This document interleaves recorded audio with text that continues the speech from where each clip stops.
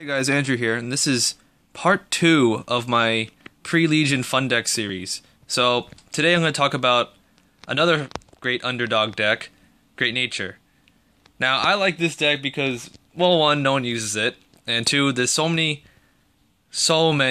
trick plays you could do with the deck. Anyway, so let me get started with the Grade 3s.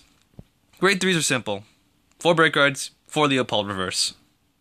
The break ride is, when you break ride, when you attack with a rear guard, you give a rear guard, you can target itself, plus 4k, and at the end of the turn, it dies, but you get to draw a card. If you do that with combination with Leopold's effect, which is lock a card, choose 2 rear guards, it gains they both get plus 4k. At the end of the turn, they die, but they come back. You pretty much get to draw free cards on the break ride turn, and have, massive power-ups for the rest of the turn. So I play 8 because, you want to get the break ride off and you want to get Leopold. One without the other really sucks in this deck. Anyway, let's go into Grade 2s. Grade 2s are pretty simple for this deck. It's just 4 binoculars, 4 lamp camels, and 3 compass lines. Let's see. You might be wondering, why am I playing Lamp Camel? Well, this deck doesn't use any Counterblast. This is the only card that uses Counterblast. So, if you're gonna hit for 23 or whatever, you might as well try to go plus off it. Which is where, the Camel comes in. The 4 binoculars are pretty simple in any Green Nature deck. It's the best Grade 2 they have, because it just gives power-ups to your rear guards, and when you do the break ride turn, you pretty much give 8k to a rear guard. And the 3 compass lines, are just there for the turn 2 defense, because 11k for absolutely free is pretty good on turn 2. There's really no other options. You could play the 10k vanillas if you don't want to play compass line, but other than that, they don't really have a lot of support, so this is what they have to work with for the Grade 2s. However, their Grade 1 lineup is pretty good. Aside from the 4 perfect guards, that's always standard. You have Stamp Sea Otters, Tank Mouses, and Coiling Duckbills. Now, I'm going to start with Stamp Sea Otter. Sea Otter basically says when he's on the rear guard, if you have a Great Nature Vanguard, he can't die through card effects. So that means your own card effects and any other destroy effects like Berserk Dragon or Novelle's Limit Break. So he's always nice to have as a rear guard in case, let's say you do the break ride over break ride. If you target Stamp Sea Otter, you get to draw a card even though he doesn't die.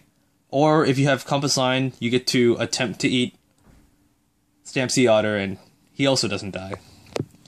Which is, good because you need field presence for when you do your limit break with Leopold. Anyway, up next is the 3 Tank Mouses I have. Tank Mouse is actually a really good card with Leopold because what you can do, you can rest it. You can rest it, lock it, and then give 3 bonuses to a rear guard. Or you get to distribute 3 bonuses to your front row, which is always nice to have for extra power, because this deck does that one job pretty well. And last is the 4 Coiling Duckbills. Duckbills are good. When you place it down, you get to target a rear guard. If it dies, at the end of the turn, draw a card. So you can stack them. You can use them in combination with the break ride. And you just get free extra draw power, and he's a 7k booster, which is actually pretty nice considering how the rest are 6ks. If, you're not limit break yet, and you need boosters, you can just plop them down, use binoculars, kill off, your starter or whatever, get a free card. Which is always nice to have.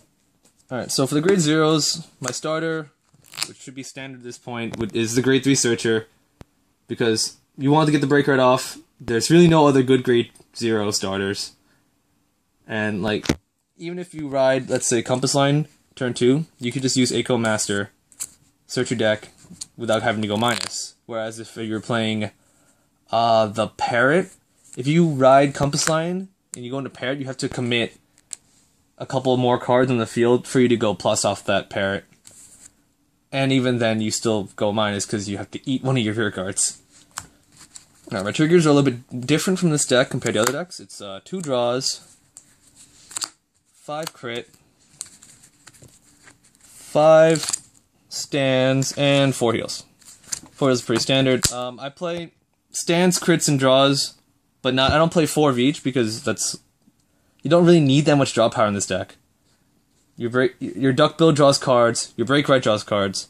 You're gonna deck out if you play a lot of draw triggers. But the 2 are nice, just in case you need either something to eat early, or you want to give extra power, because it's a Margot clone, or, like, you know, just in the odd chance you get on defense, you know, it's always free cards. 5 crit, 5 stands. It's a weird trigger ratio, but in this deck, since you lock your entire back row, and your front row swings for 23 or 21 plus at almost every turn, you want the stands to push as much, you know, cards out of your opponent's hand. And of course, you know, you gotta play crits, because there's no point in having a 38 column rear guard when they only take 1 damage. Yeah. So, this deck is the pre-Legion deck that I have. I'm going to update it once I get the Legion promo, which is very nice, in my opinion. That Legion and the Mate are very good with a new build I'm thinking of. And stay tuned for part 3. Thanks, guys.